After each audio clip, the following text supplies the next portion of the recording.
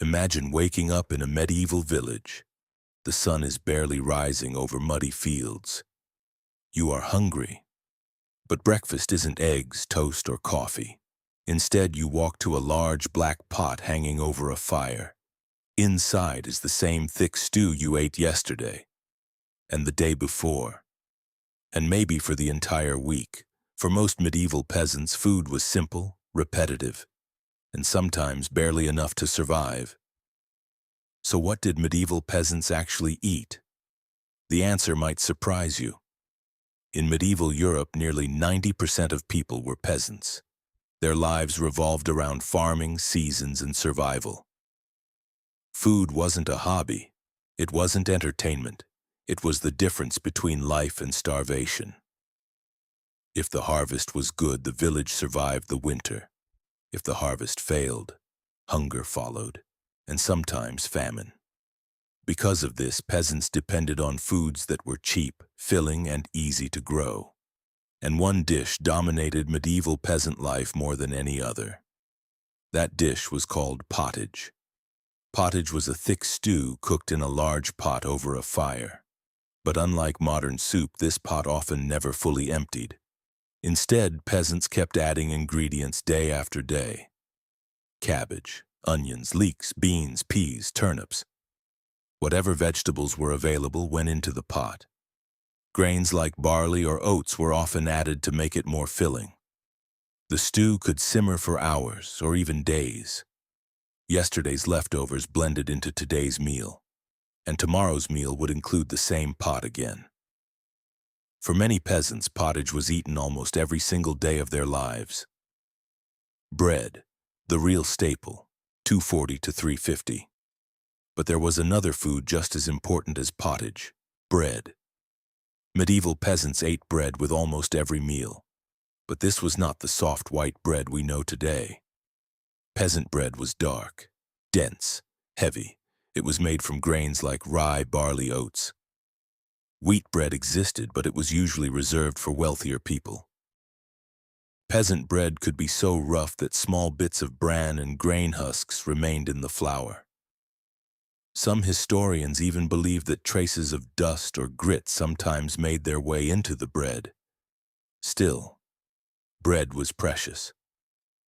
Sometimes thick slices of bread were even used as plates. Food was placed on top of them. After the meal, the bread soaked with stew juices could be eaten. Nothing was wasted. Movies often show medieval feasts with giant roasted animals, but peasants rarely lived like that. For most villagers, meat was a luxury. Livestock, such as cows and pigs, were extremely valuable. They provided milk, labor, and breeding animals. Killing them for meat meant losing long-term resources. So meat was usually saved for special occasions: a holiday, a celebration, or a festival. Most of the time, peasants survived on vegetables, grains, and bread. However, they sometimes ate salted pork, small birds, fish from rivers, or scraps from slaughtered animals, but these meals were rare. For many peasants, weeks or even months could pass without eating meat.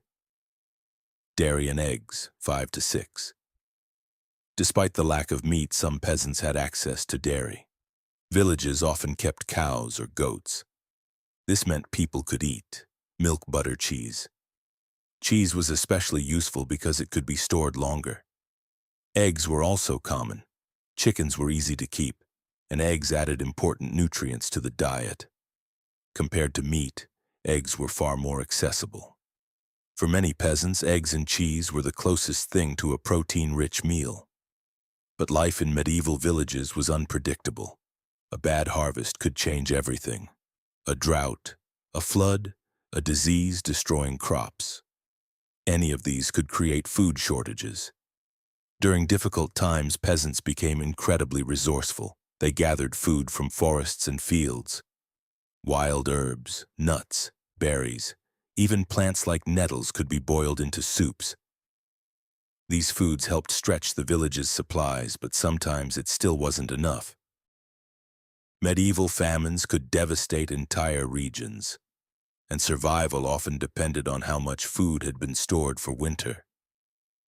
Today, medieval peasant food might seem boring or repetitive, but these simple meals sustained millions of people for centuries.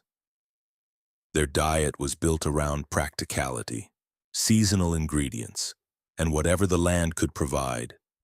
For many peasants, life meant eating the same stew day after day, watching the seasons change, and hoping the next harvest would be good enough to survive another winter. And if you enjoy learning about the strange realities of life in the Middle Ages, from what people ate to how they lived, make sure to subscribe to the channel for more historical stories like this. Thanks for watching, and I'll see you in the next video.